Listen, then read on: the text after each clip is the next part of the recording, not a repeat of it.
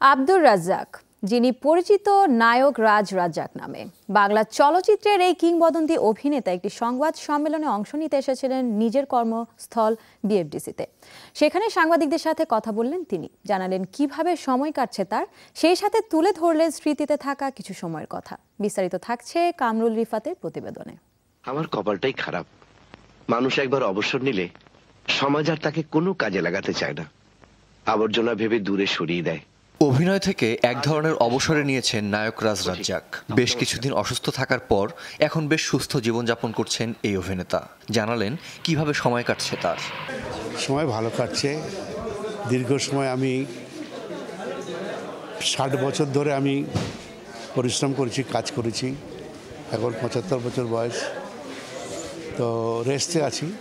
নামাজ পড়ি, আল্লাহ খোদা করি। মানসিক দিক দিয়ে ভালো নয়। আজকে চলচ্চিত্র শিল্প, এই যে ঈদ আসছে, ঈদের মধ্যে একটা কি রমরমা ব্যবসা হয়, সেটা তো আমরা বেকার হয়ে গেছি। এই ছবি রিলিজ হচ্ছে, দুটো ছবি রিলিজ হচ্ছে, কোনটা চলবে কোনটা চলবে না, আর ছবি তো চলেই না আজকাল। সেদিক থেকে আমি ভালো নেই। রাজ্জাককে নায়ক রাজ উপাধি দেন সে সময়ের চিত্রালী পত্রিকার সম্পাদক গীতিকার আহমেদ জামান চৌধুরী। কিন্তু এ সময়ের মিডিয়া অনেককেই তারকা বানিয়ে ফেলছে, এমনটি অভিযোগ করেন গুণী এই অভিনেতা। সেই সাথে জানান সেকালের সংবাদ মাধ্যমগুলোর অবদানের কথা। মিডিয়া একটা গুরুত্বপূর্ণ ভূমিকা পালন করে। আমি আমার জীবনের পিঠায় পিঠায় সাংবাদিকরা আমাকে তারপরে বলেছে আপনি নায়ক রাজ, কিন্তু তার আগে আমাকে গোষ্ঠী উদ্ধার করতো। আমি 4টে ছবি সিলভার জুবলি হওয়ার পরে চিত্রালয়তে একটা ছোট্ট ইন্টারভিউ পেয়েছিলাম, উনি নায়ক। তারা কিন্তু আমার পান থেকে চুন খসতে দেয়নি। এটা কেন হয়েছে? আমি তো আধা ঘন্টা লেটে এলে নিউজ হয় আমার আমলে, আজকে উনি এসে, আর এখন তো 6 ঘন্টা পরে এলো কোনো নিউজ হয় না। হ্যাঁ, আপনি এসছেন, থ্যাংক ইউ। ঠিক আছে, আমি তোমার ঠেলা ঠেলে দিচ্ছি। সিনেমা ইন্ডাস্ট্রিতে একদিন দুদিনে নিজের অবস্থান তৈরি করেননি এই অভিনেতা। পুরাতে হয়েছে অনেক কাঠখড়। আমি 64 সালের কথা বলছি। আমি আসার আগে এখানে কলকাতায় শুরু করে বাংলাদেশ মানে 250 নাটকের অভিনেতা আমি, কিন্তু বলিনি কোনো দিন। ঘুরে বেড়াচ্ছি, আমাকে একটা পার্ট আছে, করবেন কি? ওই ডাকবাবু ছবি ধরে পিয়নের পার্ট, হ্যাঁ দান করছি। বেবি ট্যাক্সি ড্রাইভার, হ্যাঁ দান করছি। আমার কোনো ইগো ছিল না। আমি চাইতাম এদের কাছে আমার পরিচয় জানতে হবে। জয়রান সাহেবের সঙ্গে আমার প্রথম থেকে আলাপ ছিল। তিনি বলছে আমি একটা ব্রেক দেবো, এবং দিয়েছে। ব্রেকটাকে আমি কাজে লাগিয়েছি, পরিশ্রম করছি, টাকার দিকে তাকাইনি। আজকে তো ঢুকেই বললাম না, এর জন্যে সিংহভাগ দায়ী হচ্ছে তোমরা মিডিয়া।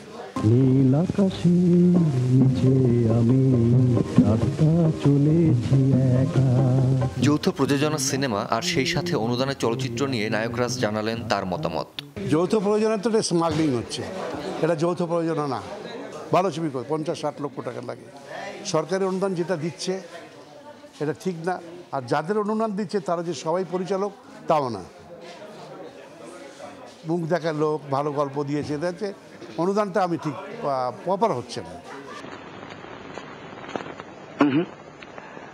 ওভাবে নয়। নিজের কর্মস্থল বিএফডিসি নিয়ে একটা হতাশা কাজ করে তার ভেতর।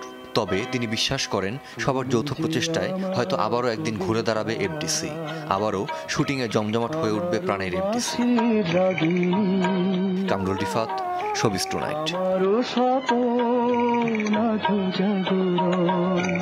চিরদিন তোমার